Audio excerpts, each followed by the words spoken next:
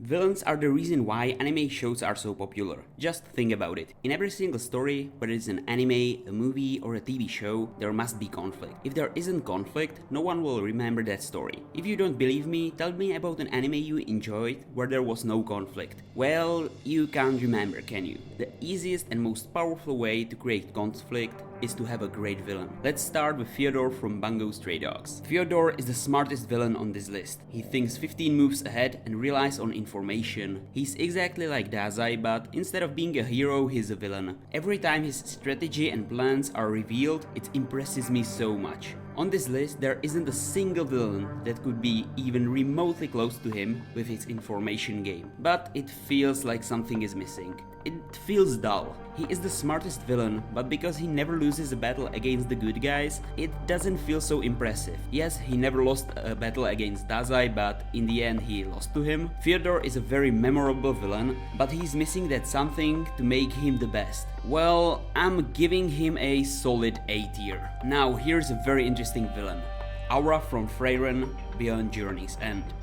Aura is a very powerful villain who defeated many heroes with her scales. But she has one big problem. She just wasn't in the anime long enough to show how evil she was. It was more like, here is a powerful villain, let's see what Frieren will do, and then Aura is killed.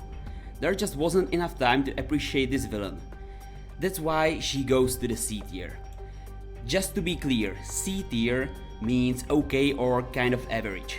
I don't really have much to say because she just wasn't alive long enough in this anime to appreciate her evilness. Ainz is the only antagonist from this decade that I have on this tier list. Momonga is stuck in the body of a video game character and now this is his life. In the beginning he still acts as a human, but later he forgets that he was once a human and orders his subordinates to kill many humans. Ainz is really strong, but the main reason I really like him is because he's the main character of this anime. I'm giving him an A tier, but if he wasn't the main character, I would probably give him a B tier. He is below Fyodor. To be honest, Fyodor is just a better villain than Ainz. Innocent Zero from Mashle, Magic and Muscles is just an average villain. Yes, he can take others' magic, and we all know that in the future seasons, Mash will probably win against him, but let's be real. What makes Zero special? I just see him as an ordinary villain who wants to take over the world and stuff like that. Nothing feels special about him compared to the other villains. The true question is if he is better or worse than Aura. To be completely honest, Aura died in a unique way, so I will put a 0 under Aura. Zhu Jin from Hell's Paradise on the other hand is cool. This villain is not the main villain, but is the strongest one we saw fight. I really like the scene where Gabimaru twists his head and he just untwists it like nothing happened. What stands out to me is that Zhu Jin is immortal and is both male and female. A very interesting villain, and I'm putting him/her into the B tier. Yhwach from Bleach 1000 Year Blood War. I'm giving him a C tier. The reason is very simple. Do you know how hard it is to pronounce his name correctly and remember how he is called? He's just another villain who wants to rule the world and kill all Soul Reapers. Nothing feels special about him. He's not bad, but C tier means average, and that's where he belongs. I know a lot of Bleach fans will hate me for this, but ask yourself, what is actually special about him compared to the other villains on this list? But his parents when he was born were probably like, honey, he is beautiful, how do you want to call him? I think I want to pick a popular name like Ichiro or Kenyi, or how about Soda? You know what? Let's call him Yhwach. That must have been the conversation when they were deciding his name. Let's move on. Yuri Briar from Spy X Family is a strange villain. He has a weird sister complex where he wants to stay with his sister, who is this woman if you didn't know. When he finds out that she's married, which she's just pretending to be, he just loses it and starts hating Lloyd, the husband, because he took his sister. But as a villain, he's really good because we have seen him torturing this guy and he's apparently very good at torturing others. So I wouldn't really put him into a C tier. He's a bit above average, so let's put him into B tier.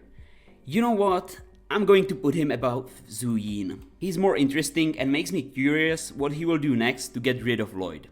Now we go to Askeladd from Vinland Saga. I know right now if I put him into D tier or C tier, the comment section of this video will kill me. But to be honest, I wouldn't even put him there, because he's one of those villains where you see him throughout the entire show.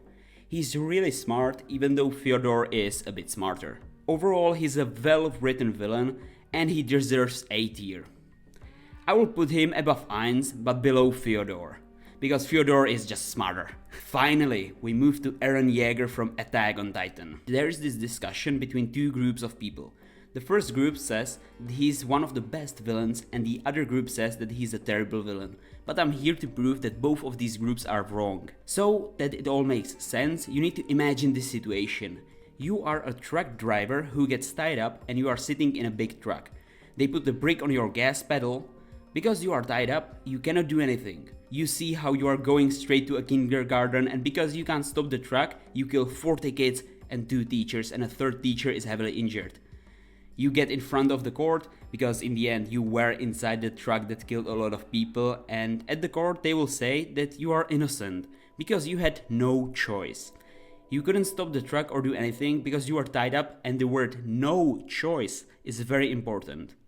It all makes sense because Eren Jeager is also tied up driving a truck, but instead of killing 40 kids and 2 teachers, he kills millions of people.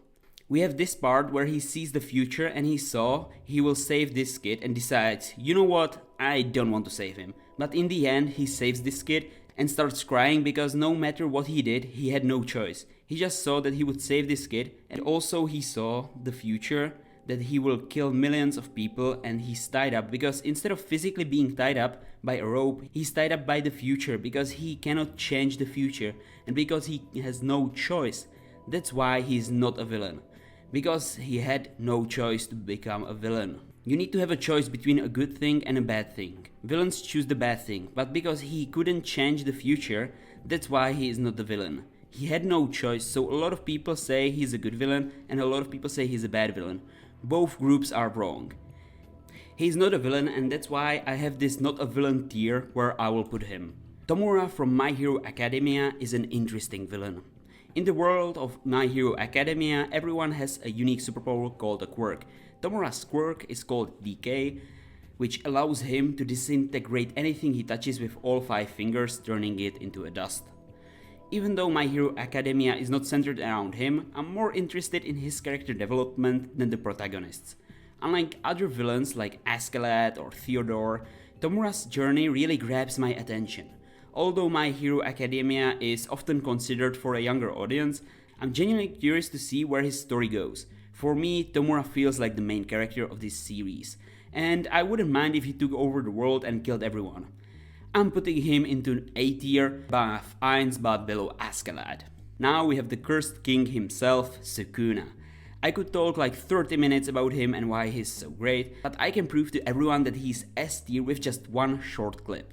For context, these guys are about to fight, but Sukuna appears and says, if anyone moves before I clap my hands, I'll kill you.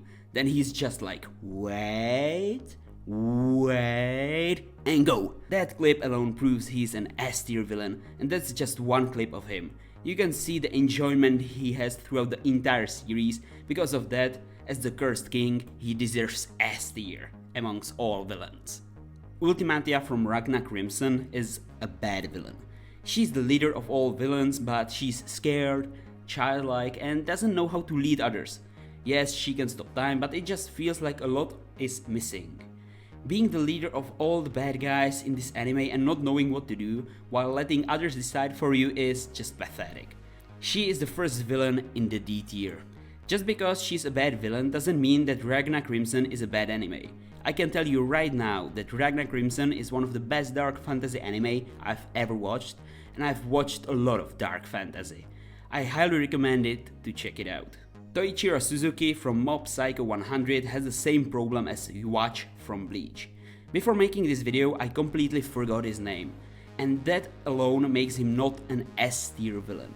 Another issue is that he just wasn't in the show for very long. Yes, he was there a bit longer than Aura from Frieren, but I'll get straight to the point. He's just an average villain. I don't have much to say. I'll put him below Yhwach in C tier.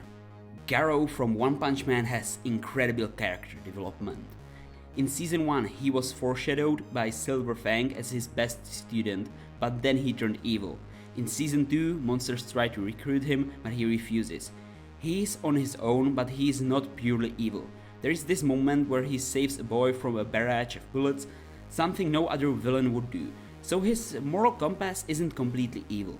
He's unpredictable, interesting, and I can't wait to see him in season 3. He's an awesome villain and I'm going to put him into the A tier. Now here's the tough part. Where exactly do I put him? I'll place him below Askeladd and above Tomura, because we still don't have season 3 where he'll probably show his best, so he's an awesome villain who will only get better. I included 2 honorable mentions in this video. These villains are from anime that are more than 10 years old, but they are still really important for this villain tier list. The first honorable mention is Esdeath from Akame ga Kill. She does whatever she wants, and no other villain in the anime dares to interfere with her. She's cruel, but she also has emotions. What caught me by surprise was that she fell in love with the protagonist, and I'm glad they didn't include any 18+ stuff in the anime, because that would make the dark fantasy feel edgier than necessary. Overall, she's a classic villain who is pure evil but also unpredictable with her human emotions. I'll put her into A tier above Ainz. Now we have the second honorable mention, and that's Light Yagami from Death Note. He's the most well-known villain worldwide to this day and probably will be forever. He feels a bit overrated, but I love how he starts as a good guy. Every person watching this anime reaches a certain point where they stop supporting him as the good guy and start seeing him as the villain. For me, that moment was when the FBI agents were killed. So I'm not putting him into the S tier. He does feel overrated, but I'll place him at the top of the A tier, above everyone but Sukuna. Now we move to the last villain, which is Douma from Demon Slayer. You might be wondering why I didn't pick Muzan, since he's the main villain. There is something unique about Douma that sets him apart from all the other villains. If all Demon Slayers were killed, Muzan would immediately kill Douma on the spot. He's hated not only by all humans but also by all demons. So why don't they kill him? Well, Muzan knows that Douma could still be useful, and that's the only reason he keeps him alive. Personally, I love Douma. He is my favorite villain of all time, and his personality is just something else. This is my tier list after all, and that's why I will put him at the top of the S tier. Without villains, anime wouldn't be as exciting. They give us thrills and make us wonder what will happen next. So let's appreciate not just the heroes of each story, but especially the villains. They are the reason why we enjoy these shows so much. Remember, the better the villain, the better the anime. Thanks for watching and stay tuned, my friends.